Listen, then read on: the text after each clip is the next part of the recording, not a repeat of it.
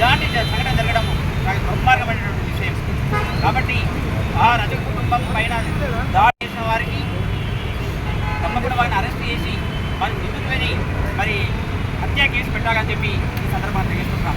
ఈరోజు రాష్ట్ర 33 జిల్లాల్లో నిరసనలు, రాస్తారోకలు, మరి అది అనేకమైన ర్యాగింగ్ జరుగుతున్నాయి. కాబట్టి దీన్ని కొనసాగించాలి. న్యాయం జరిగేంత వరకు ఈ రాష్ట్రంలో రజకుల పైన దాడులు అనేకమైన జరుగుతున్నాయి. కాబట్టి న్యాయం జరిగే వరకు పోరాటం చేయవలసినటువంటి అవసరం ఎంతైనా ఉందని అంతేకాకుండా మరి నిందితులు ఇప్పటికీ 6 రోజులు అయినప్పుడు కూడా ఎందుకు అరెస్ట్ చేయట్లేదు, ఎందుకు వారి పైన కేసు పెట్టట్లేదు? చిన్న గాయమైతేనే మా వాళ్ళ పైన కేసు పెట్టిండ్రు, వారిని ఛార్జ్షీట్ కూడా వేశారు. మరి ఈరోజు ఎందుకు వారిని అరెస్ట్ చేయట్లేదో మరి ప్రభుత్వ యంత్రాంగం, మరి పోలీసు యంత్రాంగం ఒకసారి ఆలోచించాలా. డిఎస్పీ కానీ ఎస్పీ కానీ మరి అక్కడ ఉన్న సిఐతో మాట్లాడితే సిఐ గారు నిర్లక్ష్యంతో మాట్లాడడం జరిగింది. ఇప్పుడు ప్రజాస్వామ్యంలో మరి ఈ పాలకులు ఎవరి కోసం పనిచేస్తున్నారు? అగ్రవర్ణాల కోసం పనిచేస్తున్నారా, మరి అన్నగారిన వర్గాల కోసం పనిచేస్తున్నారు? ఒకసారి ఆలోచించుకోవాలి. అవసరం ఎంతైనా ఉందని చెప్పి. కాబట్టి డిఎస్పీ గారు చాలా నిర్లక్ష్యంతో వహిస్తున్నారు నాగర్ కర్నూలులో. కాబట్టి డిఎస్పీ గారు ఎప్పుడే స్పందించి అనేకమైన ఆరోపణలు ఉన్నాయి వారి పైన, డిఎస్పీ పైన. కాబట్టి వాటి అన్నింటినీ మరి మేము తప్పకుండా ఈ రాష్ట్రంలో మాకు న్యాయం జరిగే వరకు పోరాటం చేస్తాం. ఇది ఒక దిక్సు జరుగుతుంది రాష్ట్రంలో. ఇంకొకసారి ఎవరైనా మా పైన దాడి చేయాలంటే ఒకసారి ఆలోచించుకోవాల్సిన అవసరం ఎంతైనా ఉంటుందని చెప్తున్నాం.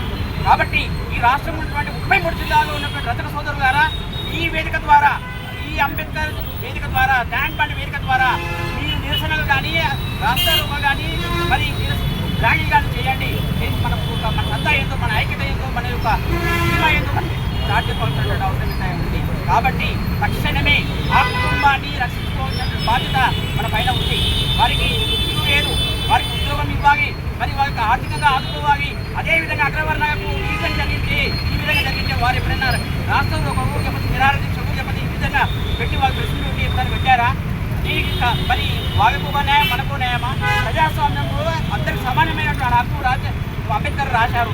మరి సమానమైన హక్కు ఎటుపోతున్నాయి?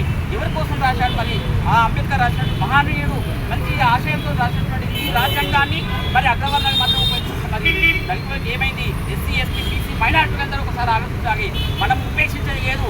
అన్ని ప్రజా సంఘాలు కలిసి మనము పోరాటం చేయాల్సినటువంటి అవసరం ఎంతైనా ఉంది. ఇది ఒక గుణపాఠం చెప్పాలి అగ్రవర్ణాలకు. ఇంకొకసారి మన ఓట్లు మాత్రమే అవసరం వారికి, కానీ మన కష్టాలు అవసరం లేదా? మన పైన జరిగినటువంటి హత్యలు, అత్యాచారాలు, మరి విధంగా మారణకాండాలు, ఫుట్బాల్ అంటే తగ్గడం ఏంటి?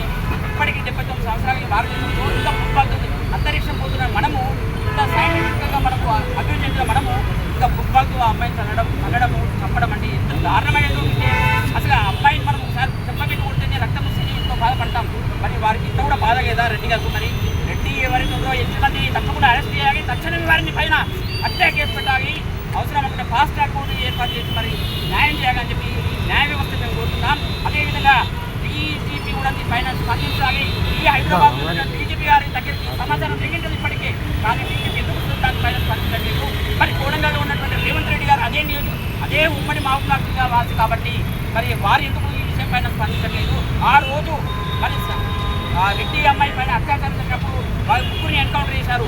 మరి మేము ఈరోజు మా అమ్మాయి చనిపోయింది, మొత్తానికి చనిపోయింది, ఈ రోగాన్ని పిలిచి మరి వెళ్ళిపోయింది. మరి ఏం చేయాలో ఒకసారి మీరు ఆలోచించండి. ఆ రోజు అత్యాచారం అనేది చాలా నేరమే, మేము ఒప్పుకుంటాం. కానీ మీరు ఆ రోజు ఎన్కౌంటర్ చేశారు. మరి ఈరోజు హత్య చేసింది కదా, మరి హత్య చేసిన దాన్ని మీరు మరి దాన్ని ఒకసారి ఆలోచించి న్యాయమైనటువంటి డిమాండ్తో మేము పోరాటం చేస్తున్నాం. తప్పకుండా ఈ న్యాయమైన డిమాండ్కి మీరు స్పందించి మా వారికి న్యాయం చేయాలని చెప్పి తెలియజేసుకుంటూ మరి ఈ అవకాశం ప్రజా సంఘం అందరికీ